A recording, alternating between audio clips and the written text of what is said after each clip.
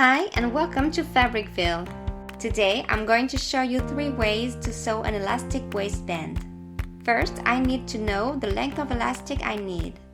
Generally, you'll take the waist measurement minus 5 cm and then plus 2 cm for seam allowances. But it's important to do a test and find the length that feels comfortable for you.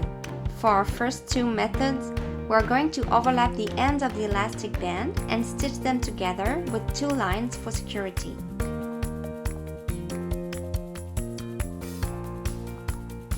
Next, I'm going to divide the waistband into 4 equal parts. To do this, I overlap the side seams and mark the front and back centers. I do the same with the elastic band.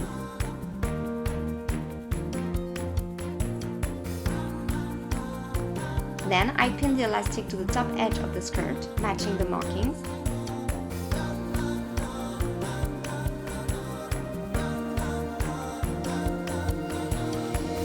I stitch the elastic to the skirt, stretching it to fit the fabric as I go.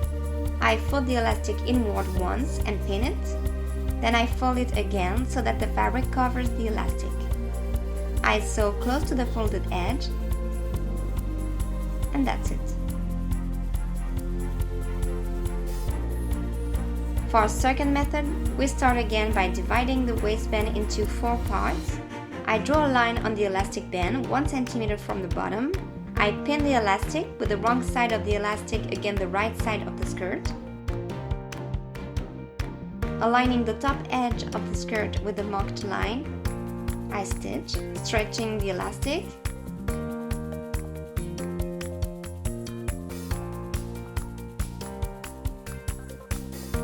And that's all. In this method, the elastic will be visible. For our third method, we won't start by joining the ends of the elastic. I fold the top edge of the skirt inward and pin it, forming a tunnel for the elastic. I press it, then I stitch it,